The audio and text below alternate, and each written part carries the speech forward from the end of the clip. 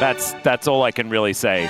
And the last time I heard this music, it was also Nightmare Fuel. That's the sort of thing you see on TV when you're like 7 years old, and it gives you nightmares forever. You know, I went when I was 10 and saw the theater performance of Phantom of the Opera. Yeah. My mother needed to put on like Christmas carols every night just so that I could get to sleep. I was so terrified. So terrified.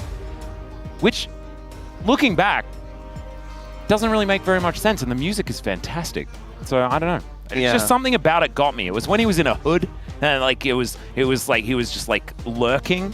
I didn't like the lurking very much. Super appreciative of the music at that time. Yeah, no, I didn't quite understand it too much. But also that particular performance was really, really good. Anyway, speaking of performances, let's get into this game number 2. Ambessa has already been taken away, and the Poppy will be removed as well. Kind of interesting, the Ambessa was not actually looked at in the previous game. Aurora is still up and available, and so is the Azir. Azir soon to be banned. I think that's likely going to be leaving next. Yeah, it could be a situation where Dplus try and go for the Aurora first pick, and if DRX ban it, they take Gwen instead, because Ambessa's usually pretty good into Gwen. We've seen that matchup go pretty okay for the Ambessa recently. So if you ban Aurora, Gwen no longer has anything that I think you can play into it that comfortably. So that might be the angle, actually. And it kind of comes down to DRX now. Do you ban Azir? Do you ban Aurora? Do you ban Gwen? Could do a few different things here, I guess. See where they do want to go. Maybe you just don't ban either the Aurora or the Azir and just be happy with getting one of them, but instead it will be the Azir taken away. So I assume now it's going to be the Aurora first pick, and the Aurora means that the Gwen's going to feel really bad if you take it in return. It's the possibility. And you can also flex it. Obviously, it's part of the power on top of that, so... And Xiu did pick up a pentakill the last time he played it. Ignore the rest of the game entirely. The pentakill kill was pretty cool. But yeah, really ignore the rest of the game. Yeah, I think it's going to be the pick, and it will come through. And then I'm wondering what Rich would take into it. Nothing feels fun at the moment into Aurora. No. Maybe he just blinds Sion. He is nodding a fair bit as, oh my goodness.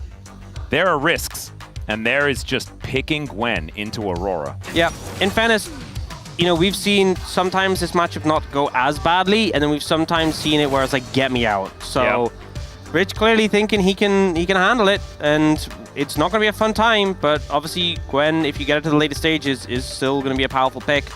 Rise quickly coming in for Yahoo in the mid lane. His most played so far in rounds 3 to 5. And Lucid is picking a champion that can build Sundered Sky first. And I respect that. Yeah, looks like Showmaker might bring out the Cassiopeia, which we've seen a good amount. We haven't been super sold on it. Obviously, into Rise, you know.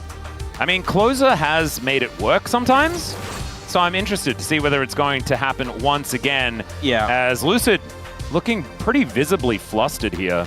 I will say it's, you know, with the Jarvan, you can throw the Miasma down inside the Cataclysm. It's pretty good into Gwen as well. So it has decent value there too. And now deliberating what to take in the jungle, it seems. Hovering quite a few things, but I don't think Yahoo's going to be locking away the Briar this time. So Xin Zhao going to be coming on through. Bit of a Demacian jungle scenario here.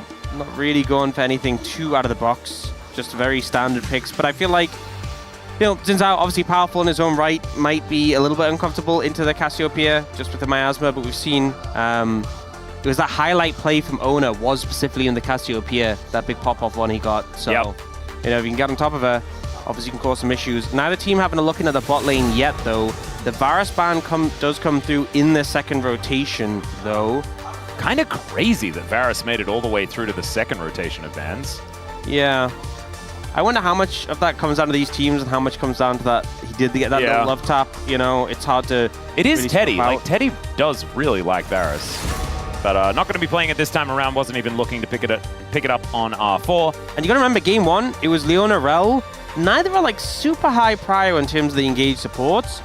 So there's a lot of picks still open. And we've just seen Varus Braum as the first 2 bans. I'm talking Rakan, I'm talking Alistar, I'm talking Nico. Yeah. all up and available. Nico will get banned by DRX. And with the Leona already taken away with Fearless, you can understand why people do like the Leona into the Nico. Maybe the Alistar ban from Dplus. I feel like Rakan is a little bit uncomfortable to play in the Cassiopeia Aurora, but who knows? Yep. And you can imagine that Dplus pretty happy to get their hands onto a Rakan themselves. See whether they can actually get them into a position to do so. Maybe they just slam like a Kalista lane or something weird like that, as Rakan is actually going to be banned away by them. Yeah, so Alistar now probably pretty likely, I guess. yeah, I'm trying to think what else you would go. I mean, you could just go AD carry here and leave support to later if you wanted to be a little bit more flexible, but I think Alistar makes the most sense. Yep, get to take it away from Beryl as well, and Andal pretty happy about the whole scenario. Let's see where Aiming and Beryl want to go. I mean, Sivir is still up as far as the tier list is concerned. I mean, I wouldn't be surprised if they just did some like slam Sivakama based on what Dplus have been playing in general. And they have a job in there as well to start fights if they would really like to. So the Sivir is already going to be hovered. And I believe that is likely to be the outcome, as never mind. Bit of a switch up, as the Jhin will eventually be the decision.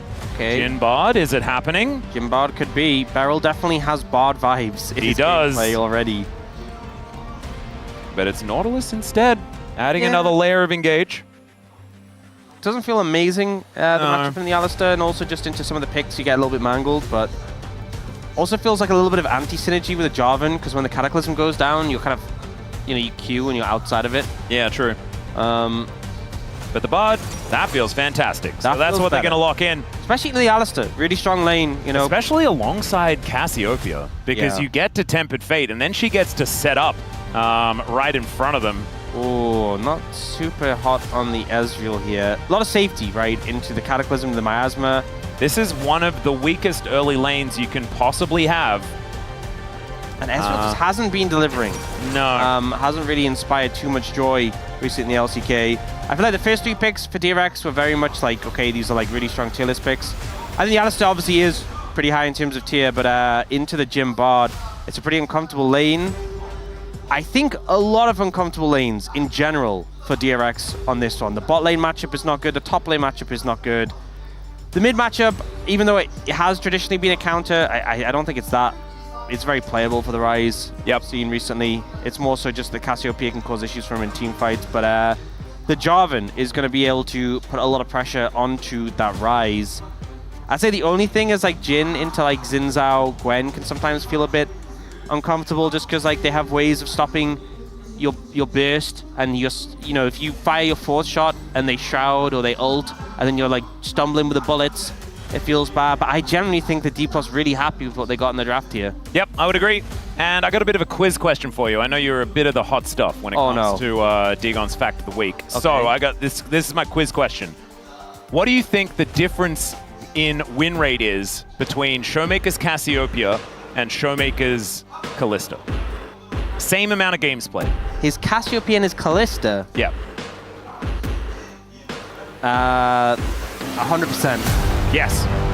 Which one's higher? Is it the Kalista? Yes, it is. Oh Let's get onto the rift.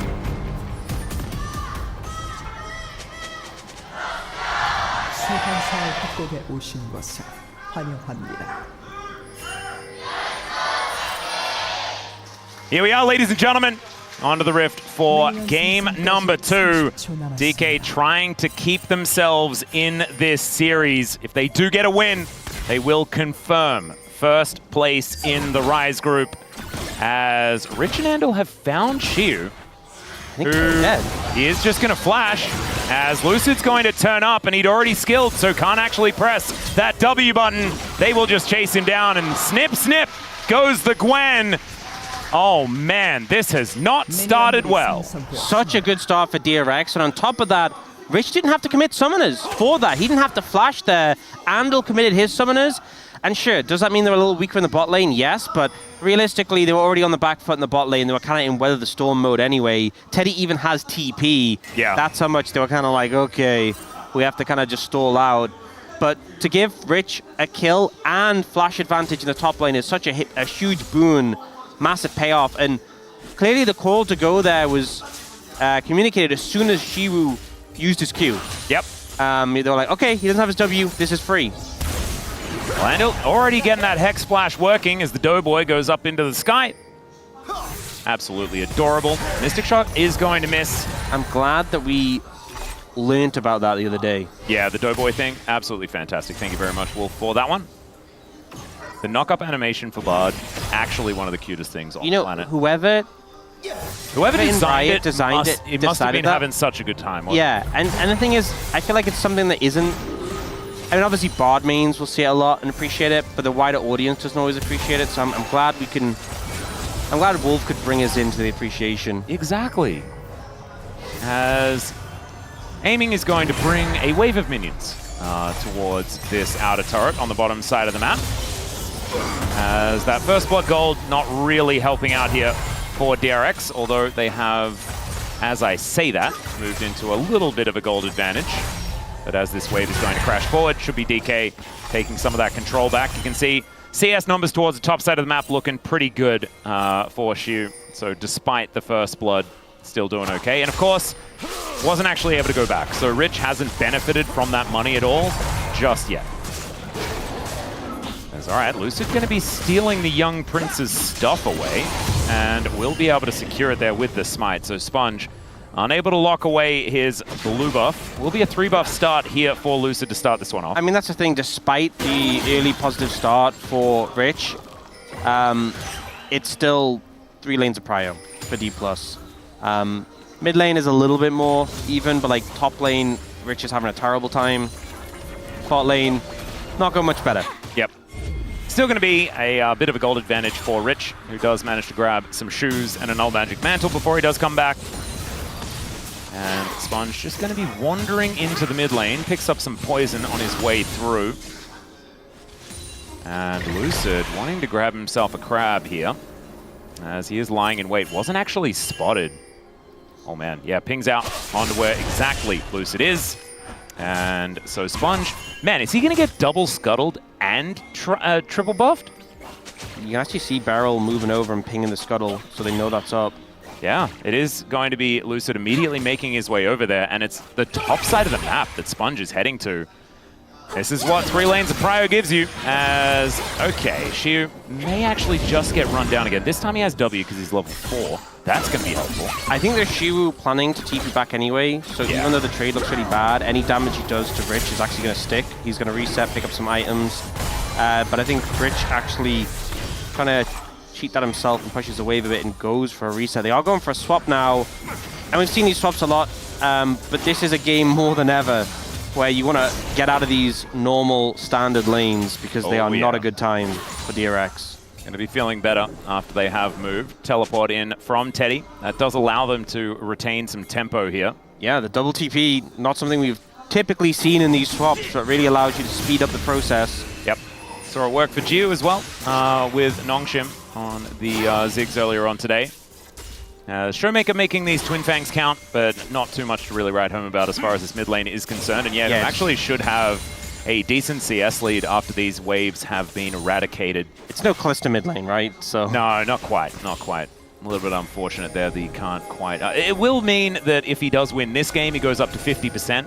And, you know, that's a pretty impressive change as far as win rate is concerned. I feel like the fact I got that just shows Degon's Fact of the Week is really working on me, you know? Yep. Or you know exactly the stats that I like. I think that was it. I was kind of like, okay, if he's giving this to me, I feel like there's a good chance one of them is like 100 and one of them 0. Like, it's definitely small sample size. Mm-hmm. And I was like, I know he'd love 100% Callisto win rate. And that's exactly what it was. Pretty sure I remember that game as well. I think it was back in when they were really struggling with who to put on the Rift during COVID, I believe. As Shiu is taking a lot of damage, but isn't going to die just yet. Has that flashback up and available. As Rich and Sponge getting pressured out of their own jungle momentarily. And this is much better for DRX right now. You know, Teddy and Andal able to pressure Shiu away. Yep. Rich is getting some backup to survive. And those rough lane matchups kind of just vanished. Well, there's the flash in. They're just looking to kill him. And and they should be able to do so. Does manage to get a bit of health back with the level up, which is absurd. And Shiu is now able to flash out of the way of the Mystic Shot. Teddy is likely to die, and he will go down. A 1-for-1, I guess maybe you'll take that. What a play there from Shiu with a level up to survive the ignite damage. The ult for the slow clears the wave. Lucid just flagged and dragged into this Dragon Pit. Yeah, he's staying. He's like, yeah, this is where I want to be. No, never mind. Yeah, gets himself out eventually. Regretful decision. A bit of free damage there on good old Jarvan. I think maybe thinking, okay, bot lane, top side, I can just take Dragon here for free. But yeah, this was crazy, this play. Going for the burst here and thinking they just have enough damage, but the level up obviously keeps him alive. And then the fact he gets the ult, clears the wave with it. He's still 1 HP. The slow on a Teddy in the flash. That could have been worse as well. It's actually crazy. He just literally did everything he could. Yep. And after the game that he had last time around, you can really hear Chronicler saying, this is what happens when you don't put him on the tank. Yeah. It's not necessarily his best performing champion, but he performed pretty damn well in that last play, so we're going to give it to him. I mean, he's had some good games on the Aurora, you know? He had that Miracle defense. Yeah, I mean, the Miracle defense is what I'm referring to. The rest of that game was a little bit of a rough time. Let's just forget the rest of the game. Was that also into DRX? I think it might have been. That's right. Well, I think it was because I remember they all clumped up together, and I think I was criticizing them for all clumping up together. I also think Shiu got solo killed by Rich on Rumble in that game. That's something I wanted to praise last game. They did a lot less clumped together last game because they were spreading out. Yeah, it might have been Rumble, might have also been Gwen. I'm not entirely sure. Anyway, it's neither here nor there. This is a new series. This is a new time, and these are the grubs, and Lucid's going to kill them. Yep. Lucid being pretty objective focused this game, trying to get the Dragon early. Didn't manage to, but will get those grubs. All three, no contest. Yep. And fly. Ooh, never mind. That is going to be True Shot Barrage taking one of them down. Nicely done there by Teddy. Yeah, the smite could have reacted in time to secure that third one, but Teddy will get a little freebie. Yep. I mean, I think he probably felt like Teddy deserved it. Yeah, I think that's fair. I mean, this is the cultural group. And it's about appreciating everything, whether it be on your side or the enemy team's side. As not again. May just be dead, does manage to get into stealth, but it's not going to save him. He's going to have to ult to get out of there, and does manage to do so. A lot of defense being played by this Aurora. So hard to punish this champ.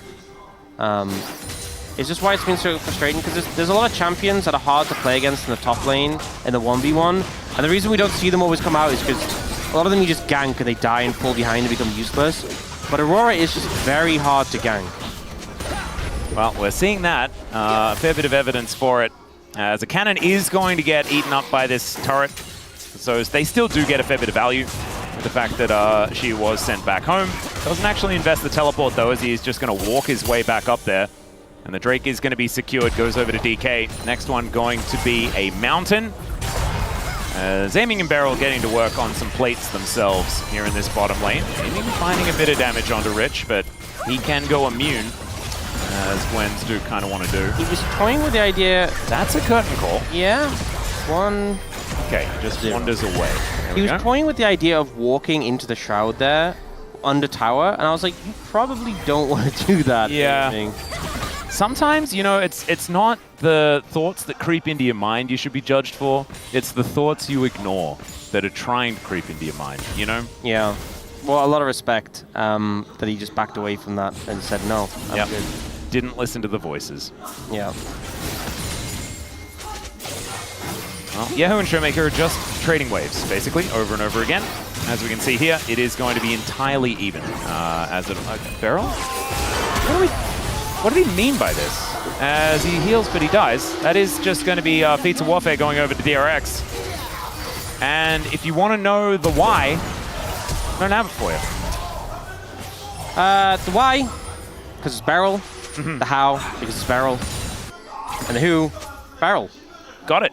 Thank you for that. I probably should have known. Yeah.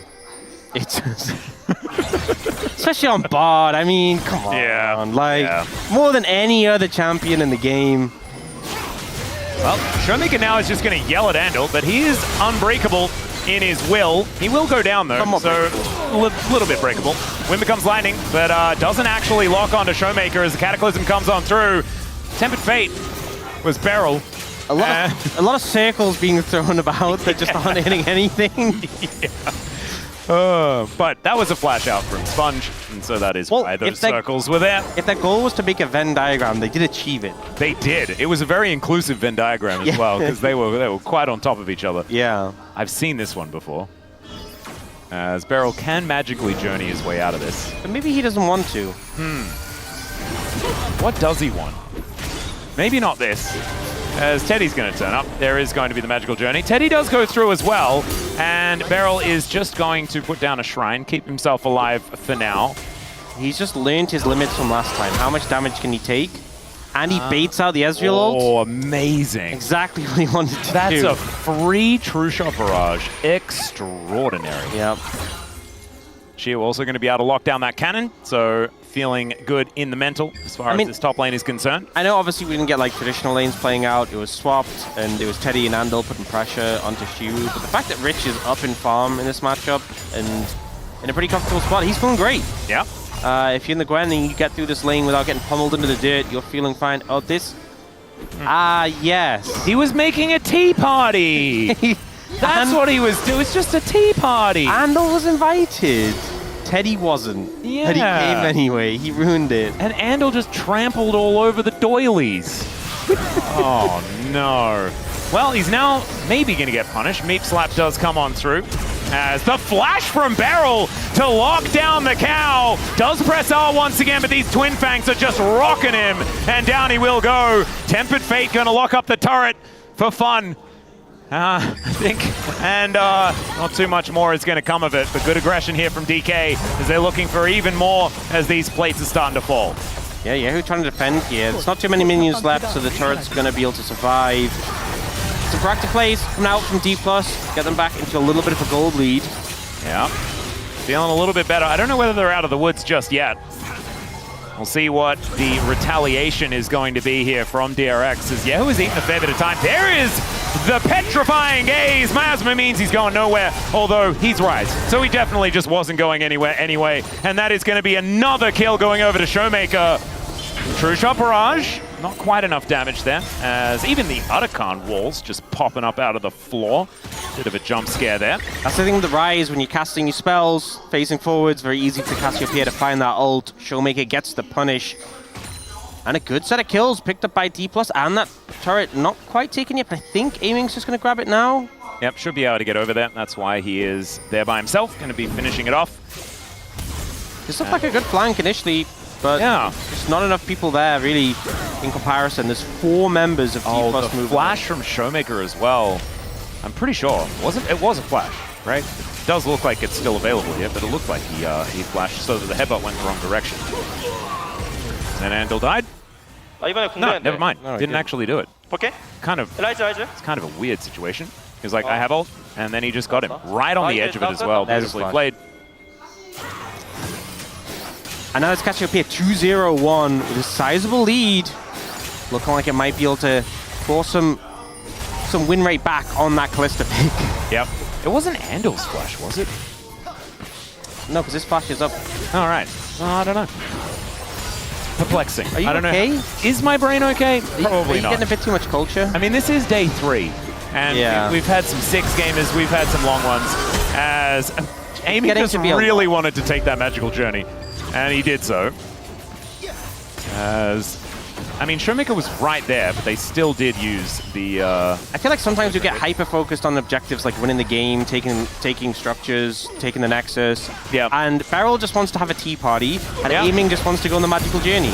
And sadly, Beryl once again going to have his tea party interrupted. That is going to be a nice knock-up. Deadly Flourish is going to connect there as well, as Beryl looking to keep them all alive with this redemption.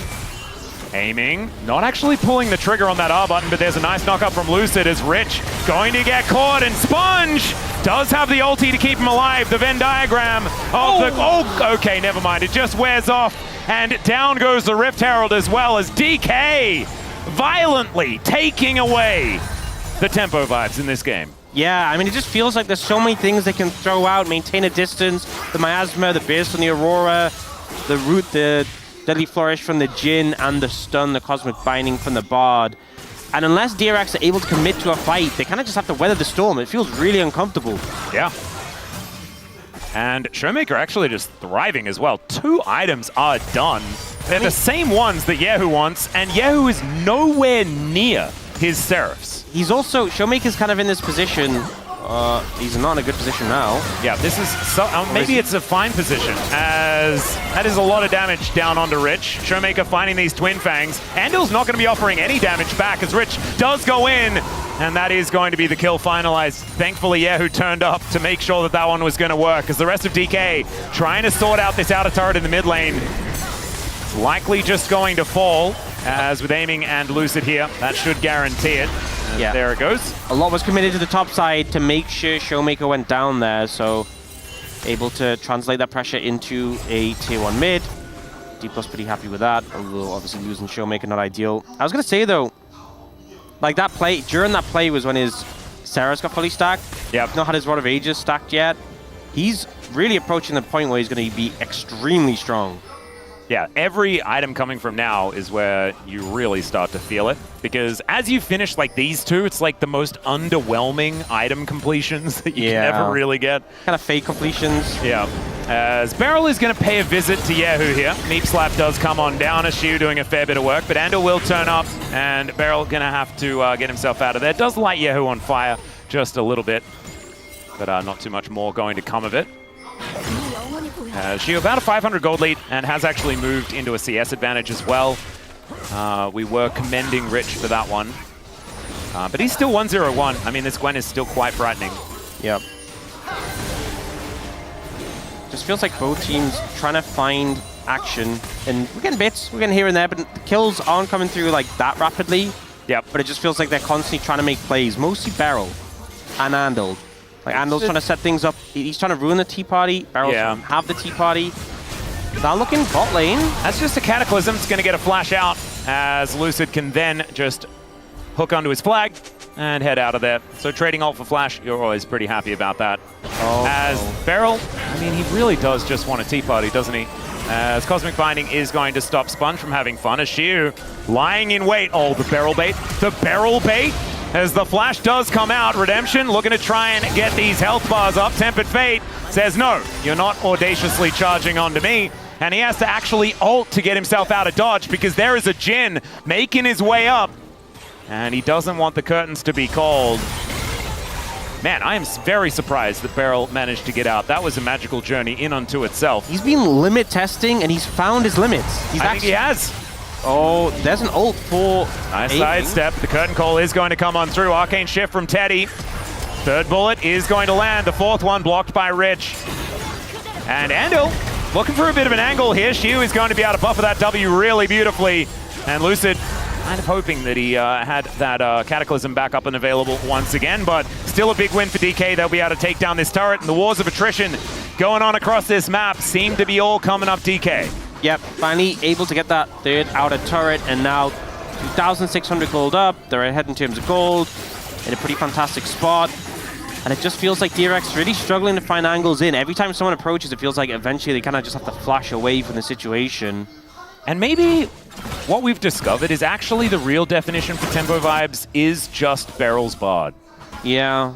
If he's not just like instantly dying on repeat, then they have the tempo vibes. You know? Is that specific to his Bard? No, I mean, it's just Beryl, I guess. Yeah. But it's more clear with the Bard. He does get some sort of inherent multiplier when he's on Bard. Yeah, something like that. Realm Warp is going to deliver a cow towards Showmaker. He's not too worried about that, as Cataclysm used up once again, as Sponge using the ult really nicely. Lucid does get himself out of the way after the Redemption does pop, as now Beryl having to take that magical journey out, as Sponge goes back in again, aiming, able to deliver a lot of damage. That magical journey looked like it's way too long. Jeepers. Getting the angle right in there, as this Dragon looking to be taken by DRX. This would be Soul Point.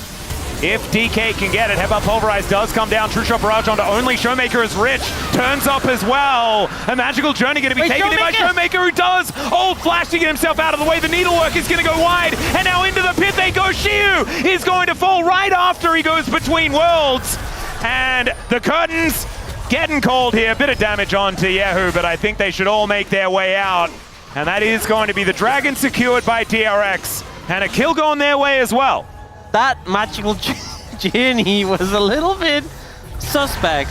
I'm not sure that's... I would say it was a strange one. Not sure that's where... We've had some issues with champions appearing on other sides of walls and stuff like that, but I'm pretty sure that was definitely going that side of the wall. I don't think Showmaker wanted to be there afterwards. So we get the play starting off. Sponge actually does so much. He gets jumped on, but the ult means aiming can't do any damage, and he kind of just bullies Lucid away. The other cat's actually doing a good amount of damage as well. Beryl dips. Lucid hangs around a bit too long, and then leaves to try and heal up, but it just means they can't really contest the Dragon without the jungler there. Yeah, and Lucid actually just goes over to his Krugs, right? So yeah, and then here, so Showmaker, this journey, I think it was just like Barrel's like, wait, I've got you, take this. And then he's like, what? Yeah. And then ult flashes, but unfortunately, Rich wasn't facing him. Blastcone delivers Rich back into the pit there as well. I feel like this is a sort of situation where Showmaker will be like, why did you portal me into the pit? And I hope there's not a large amount of infighting now, as Lucid is going to try and get himself out. And that Tempered Fate was extraordinary. Okay, Beryl, maybe you've redeemed yourself, as the Unbreakable Will has to be used here by Andal. We don't have the curtain call just yet. Let's try and eliminate some of the low health members, or the low health cow. Yeah, I was going to say, Showmaker would be like, why did you portal me into the pit? And Beryl would just say, did you live though? Yeah, and maybe he also would have said, like, just Bard sounds. Because maybe he is like a method actor, you know, when he's playing Bard. And I can believe it. And then that's how he's just locked in now. The ult there was pretty spectacular. Arkan. That's their shot calling issues solved in an instant. As Arakan is getting a little bit mad at them. A little feisty. Really wants someone to attack him, and they're just kind of resisting the urge, which is impressive for Rise Group teams. Normally, they'd have Showmaker does have a tower, but it's still a little scary when there's 4 members. Does manage to get some poison down there as well. Sponge actually taking a bit of damage. Shiu does need to be a little careful, as Lucid, at least he's at full health. Beryl above half, which is about as much as we can expect.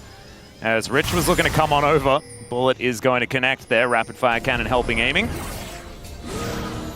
All right, DK with control of the area for the moment, but I am still very worried for both teams. DRX are kind of just corralled in here, though. Like Sponge lying in wait. There is the Realm Warp as the ulti does come on through. Tempered Fate just to lock up all 3 of them. Eats the CC there onto Showmaker, and he now gets to get those Twin Fangs out. Beryl! My God, this man, he really is epitomizing the Bard players. Rich, he was immune for a few moments, but there's the knock-up on the Sponge. He pops like a balloon, and now Rich in so much trouble. Beryl finds him, utilizing the Otacon to get the Cosmic Binding, and now Teddy, oh, he has to deal with the curtains, and he's not going to survive. Rich goes down as well. Beryl, man, I don't know. I just don't know. We just can't truly understand him, but we can appreciate him. Yeah. We can absolutely appreciate him. That comprehension need not a pride. That was probably one of the best ults I've seen. But also everything else was just him looking for tea parties. It's the fact it doesn't hit Showmaker so you can get some distance, but it hits everyone else. And then the follow-up afterwards, they take out the Rise, they're able to keep chasing.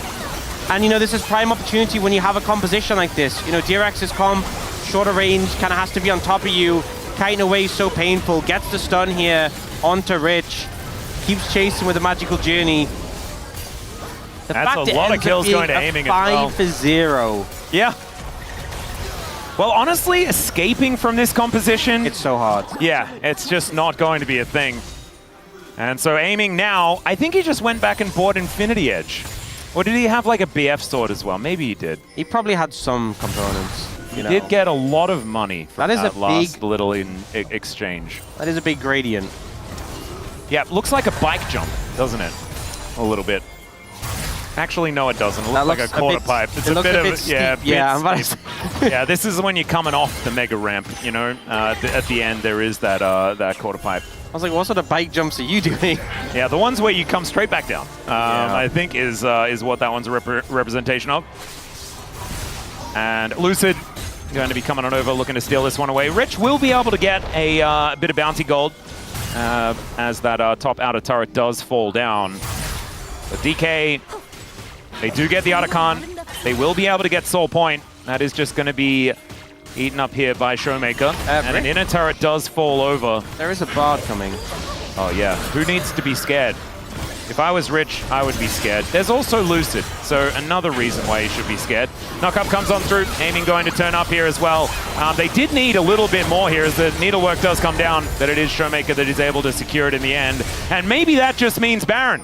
I think it does. I think probably can just set up for this. TP coming in from Teddy, try and zone them off though. Yeah. There's a good amount of poke from the Ezreal, so maybe that can cause some issues. I have TP coming from Yahoo as well.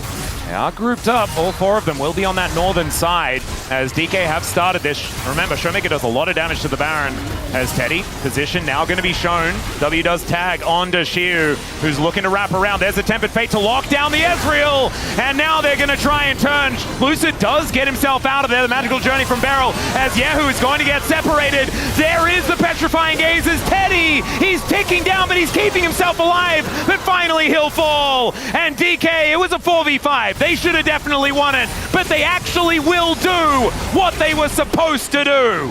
And it's Beryl that locks down the kill. Is that 500? Does he finally get there? Was that his 500th kill? Because that would be hilarious. He got one! He got one! That's five. Is that 500? I think that's 500. Did he get one in the last game? I don't think he did.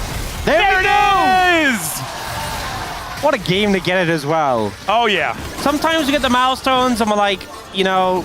Yeah, you remember like the closer one? Oh my god. But we did have the hilarious Owner one with the aura farming, with the T-posing. Yes. But this was a great game for Beryl on the Bard, doing some goofy stuff to get the 500th kill. And here, the ult connects on a Teddy even though the Arcane shifts. Lucid goes in, is focused on initially, they kite back.